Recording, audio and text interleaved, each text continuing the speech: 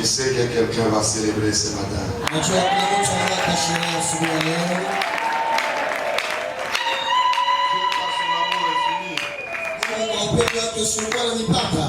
Il nous a offert un bon climat.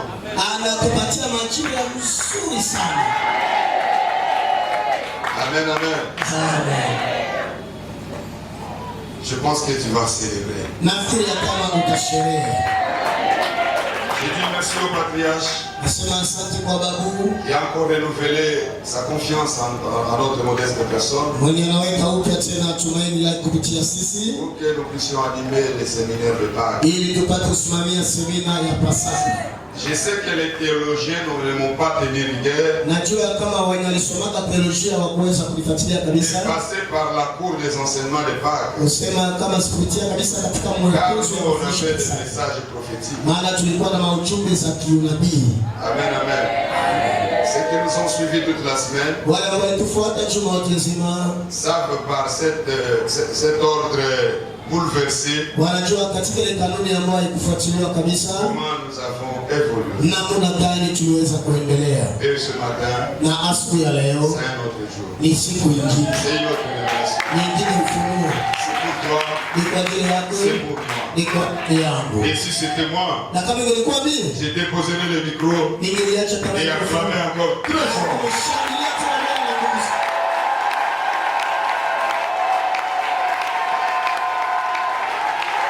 Durant toute la semaine, nous avons parlé de célébrer la victoire sur notre victoire sur la mort. C'est pourquoi les amis venaient de nous dire que l'Éternel reçoive l'adoration. Car notre victoire est digne d'être célébrée. Ma victoire est digne d'être célébrée.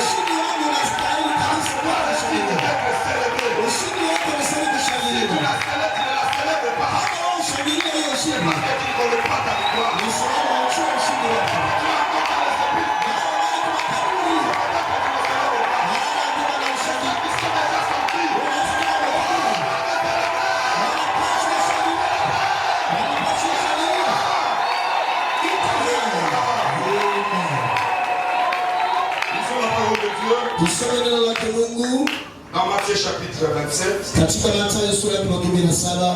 nous allons lire le 57e verset au 65e.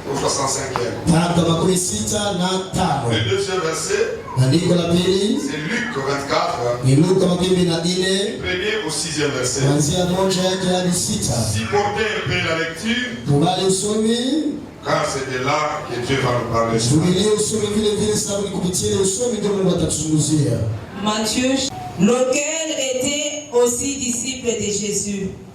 Il se rendit vers Pilate et demanda le corps de Jésus. Et Pilate ordonna de le remettre. Joseph prit le corps, l'enveloppa d'un linceul blanc et le déposa dans un sépulcre neuf qu'il s'était fait tailler dans le roc. Puis il roula une grande pierre à l'entrée du sépulcre et il s'en alla.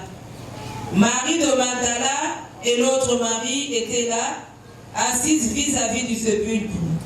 Le lendemain, qui était le jour après la préparation, les principaux sacrificateurs et les pharisiens allèrent ensemble auprès de Pilate et dirent: Seigneur, nous venons que cet imposteur a dit, quand il vivait encore, après 3 jours, je ressusciterai. Ordonne donc que le sépulcre soit gardé jusqu'au 3e jour, afin que ses disciples ne viennent pas dérober le corps et dire au peuple, il est ressuscité des morts. Cette dernière imposture serait pire que la première. Pilate leur dit, vous avez une garde, allez, gardez-le comme vous l'entendrez. Amen.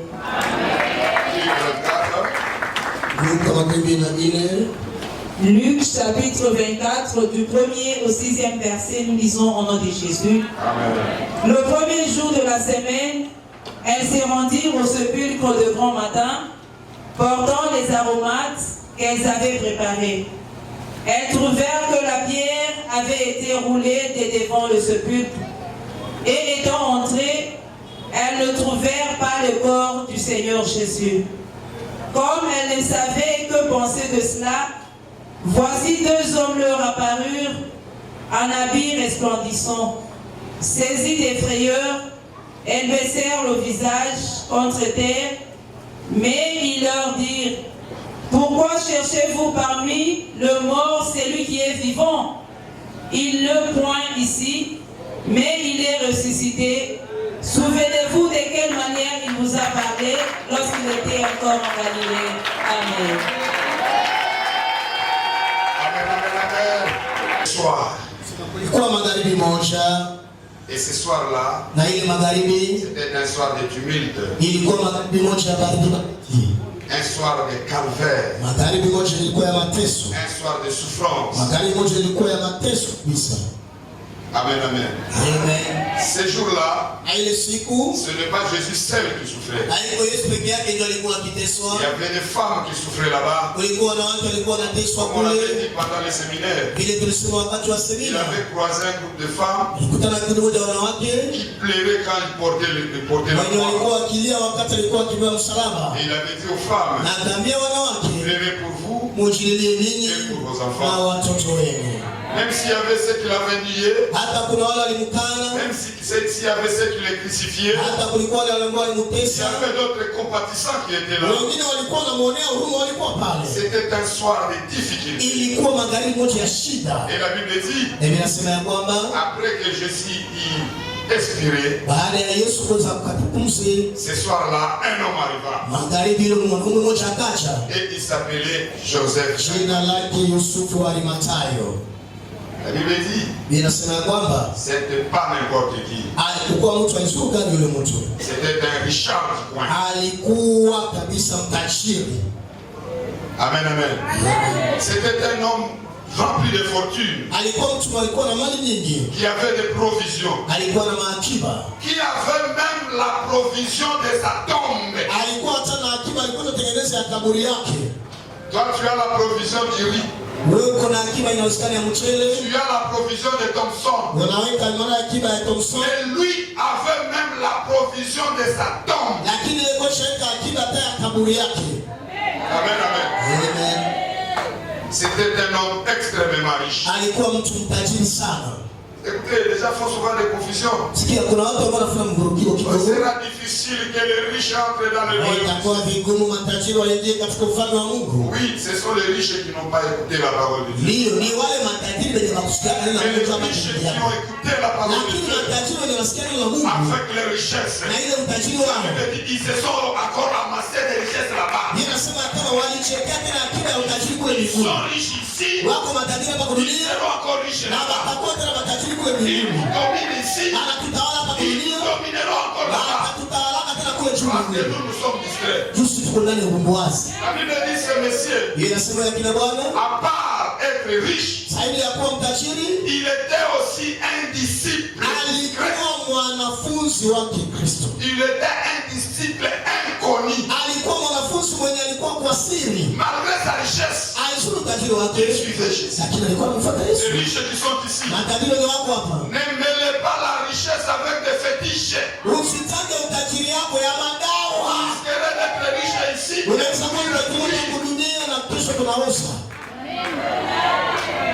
Amen, amen. Cette Pâque te rendra riche. Mais ne mélangez pas cette richesse avec autre chose. Mélangez cette richesse avec la crainte de Dieu.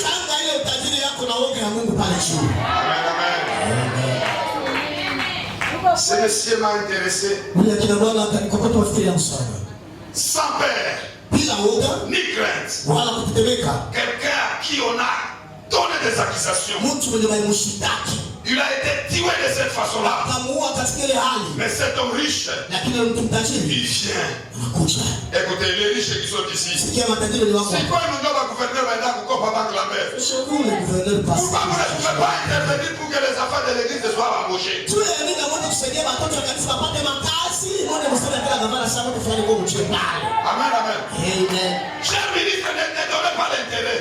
Parce que au moins c'est tout ce que tu fais. Ne donnez pas l'intérêt. Usifanye faida. Mais à cause de ces intérêts, Lakini chule faida. tu vois notre protocole est chômé. Protocole tu kanisa. Tu faut savoir utiliser votre richesse. Il dit Pilate. Qu'est-ce que c'est? Pouvez-vous me remettre ce corps? Puisque demain c'est sabbat. Nous ne voulons pas que ce corps reste là-bas. De peur que ça exalte.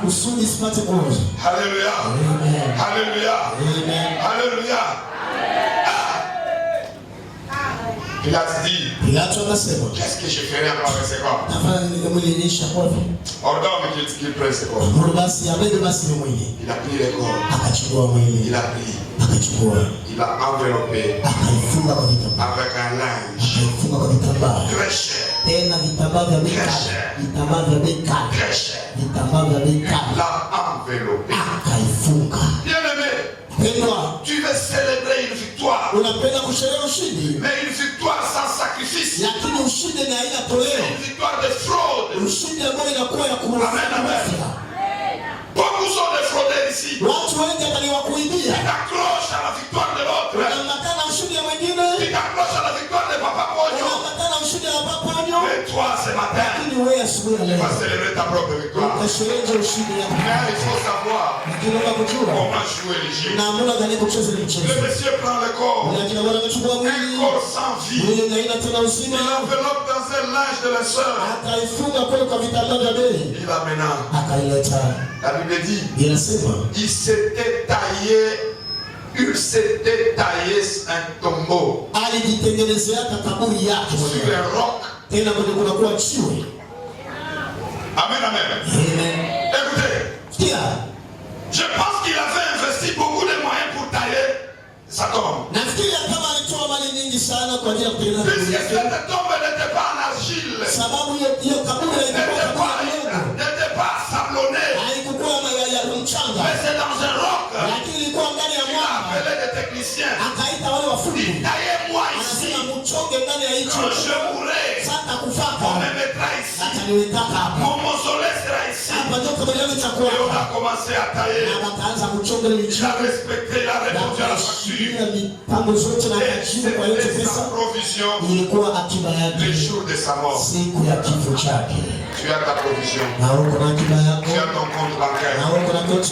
Tu peux l'utiliser pour Jésus. Les comptes que tu as dans le banque, tu peux les utiliser pour l'honneur de Christ. La Bible dit il s'était taillé lui-même son sépulcre.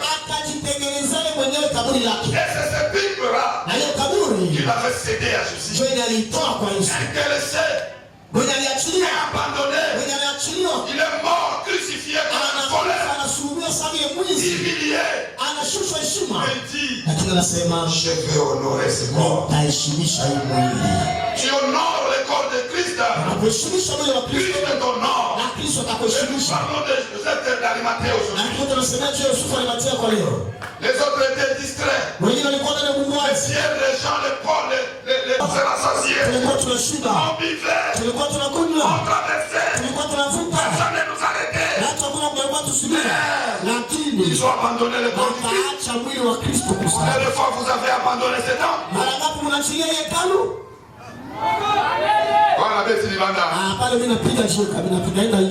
combien de fois vous avez changé le décor de cet homme?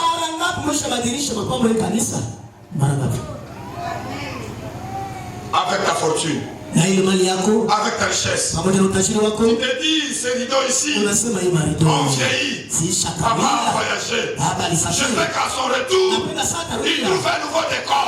C'est ce que Joseph d'Arimathée a fait. Il vient le mettre dans un sépulcre luxueux.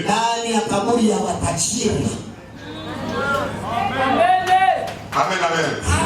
Mais écoutez, c'était un soir. C'était un soir. Un soir de calvaire. Bien-aimé dans le Seigneur, laisse-moi anticiper une chose que je vais dire plus tard. S'il y a un soir, je sais bien qu'il y a aussi un matin. Pour risquer péril, je vais récupérer. Alléluia. Amen. Au risque de péril. Débarrasse-toi du péché. Même si c'est péché d'apporter des bénéfices. Et c'est ce garçon qui te paye les légumes à cause de la beauté. Amen, amen. Une pierre. La Bible dit, j'ai essayé de lire un commentaire. On estime que cette pierre pèserait 2 tonnes. Il a payé combien de gens pour venir seulement installer la pierre devant la tombe?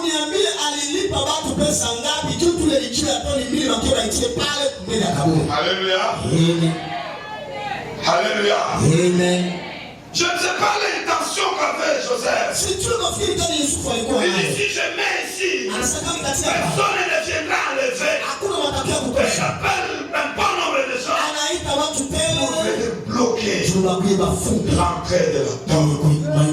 Et on déposa Jésus à l'intérieur. Il est enterré à l'intérieur. Et Pilate, les souverains sacrificateurs, les scribes, les pharisiens pensaient que tout était fini. Je dis à quelqu'un, ça ne se limite pas le soir. Ça ne se limite pas le soir. Tout finira par apparaître. Quelle que soit la durée de ta souffrance, la durée de tes problèmes, le jour finira par apparaître. Il rentre chez lui à la maison. Et les pharisiens, les sacrificateurs, vont aller encore voir Pilate. Monsieur, souviens-toi, des hommes vivants célestiels, il se disait qu'il va mourir. 3 jours après, il va ressusciter. C'est un imposteur. Il trompe les gens. Il a le pouvoir de mourir. Et il a le pouvoir de ressusciter. Ce monsieur-là, c'est un imposteur. Écoutez, le chien de retirer le corps. Écoutez, il n'avait que 11. Il ne pouvait pas rouler la pierre de 2 tonnes. Il pouvait venir et récupérer. Et venir nous dire, il est ressuscité. Venir nous dire, il est ressuscité. Ils ont récupéré. Donnez-nous la garde. Pour aller sécuriser un corps sans vie. Mon Jésus est terrible. Mon Jésus est terrible. Mon Jésus est terrible. Les ennemis monteront ta garde.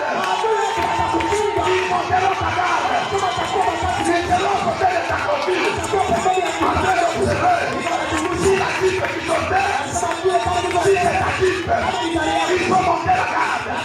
Après l'observer. Si seulement cette grossesse, c'est toi, le jour de ton mariage, il faut monter la garde. Regarde là, si c'est toi, ou ce n'est pas toi, ça sera toi. Les mamans sont ici. Poussez d'abord le téléphone.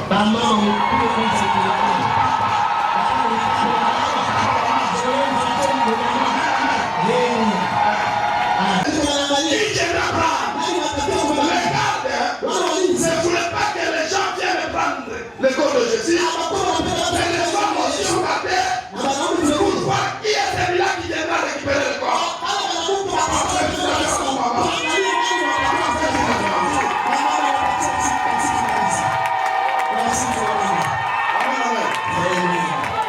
la conférence hier, j'ai dit ceci.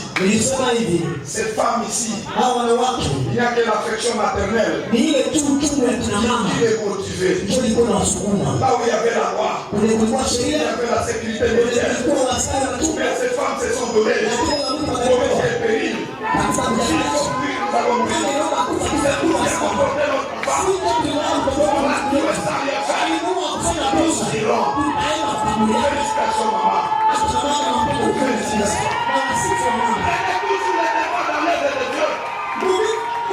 Ce dimanche, le temps, commencez à évangéliser à la maison.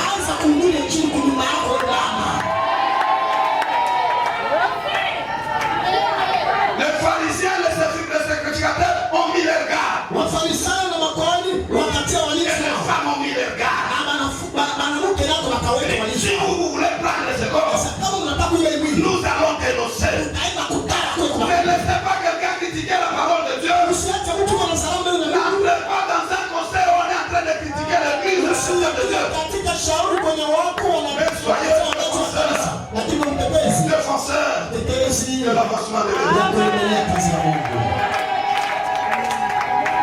Tu insultes mon église, unatukana kanisa yangu, tu engages des problèmes avec moi. Pale na mimi unanichokoza. Tu insultes mon pasteur, unatukana mchungaji wangu, tu me provoques. Tu me trouveras sur ton chemin. Utakutana na wewe. On critique ta sœur, lakini mimi nachagua ndugu yako. Ton frère, mimi nachagua ndugu yako. Toi aussi. Na wewe napo. Hata au kanisa. Je la vois seulement chanter. Non. Non. Il est tard. Najua serikali qui a condamné Jésus, serikali ambayo ilimhukumu Yesu, a mis ses dispositions. Iliweka mipangilio zake. Amen, amen. Amen. L'État a profité de cette pierre. Serikali ikafaidia kupitia lichio walitaka pale mbele. Quand il regarde la pierre, wakati wanaangalia lichio, personne ne peut. Sasa hapa hakuna mtu anaweza kufungua lichio. Amen, saka. Akatia walinzi wao. Ça c'est la disposition prise par l'État, par les adversaires de l'évangile. Il y a eu des dispositions prises sur ta vie. Mais je dis à quelqu'un, il y a une puissance sur la résurrection qui a le pouvoir de briser toutes les dispositions. Amen, amen. Ils ont mis à disposition la garde. Et ils ont donné le mot d'ordre. C'est lui qui osera entrer. C'est lui qui osera. Amen, amen. Mon futur général. Quand il y a une ordre donnée comme ça, qu'est-ce qu'on fait?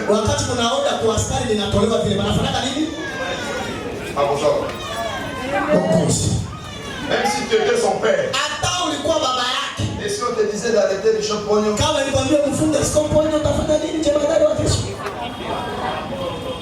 Ah, exécuté. Vous êtes confirmé général. On parle d'un certain bishop. Il y a quelqu'un qu'on a arrêté qu'on appelle bishop. Père, c'est lui. C'est mon père. Il donne aussi les ordres. Lui aussi va exécuter l'ordre du général. Et c'est là que vous verrez le colonel. Qui est le major? Il dit qui est le chef de viens ici. Tu vois ce monsieur? Ce monsieur ici. Dès qu'il est volé, il est là-bas. Donnez-lui à manger. Il part. L'ordre est donné. Amen, amen. Amen, amen. Alléluia. Et la garde ici a respecté les mots d'ordre. Mais la Bible dit ceci. Il y a eu un matin. Et le matin là, c'est une situation extraordinaire. Il y a un homme aux habits splendissants qui est descendu juste sur le tombeau. Et la Bible dit ceci. Le monsieur est venu s'asseoir. Lui s'est mis sur cette pierre. Il se met encore sur la pierre. Il n'y a même personne pour sortir la pierre. Personne pour sortir la pierre. Comment sortir la pierre? Sortir le corps. Quand si le corps est déjà pourri, il vient, il s'assoit sur la pierre. Écoutez, il y a eu des dispositions prises sur ta vie. Mais Dieu a aussi ses dispositions. Ici il y a la pierre. Il pèse. Il y a une pierre qui pèse sur ta vie. Et une chaîne à l'intérieur. Tu ne peux pas sortir. Il faut les secourir. Il faut les secourir.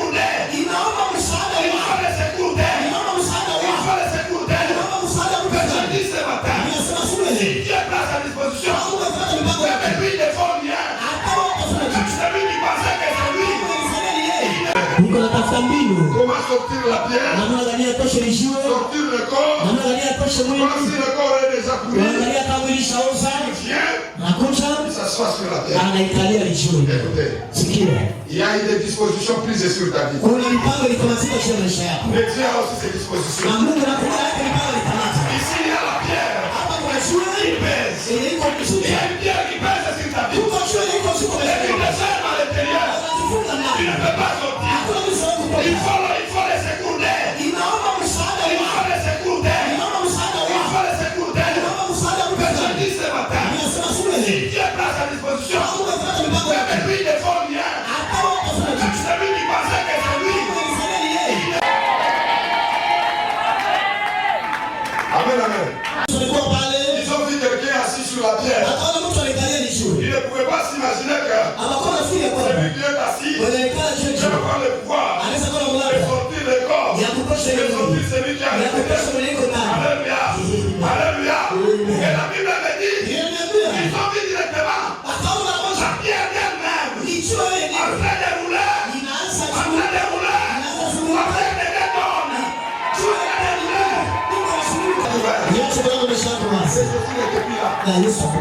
Jésus n'était plus là.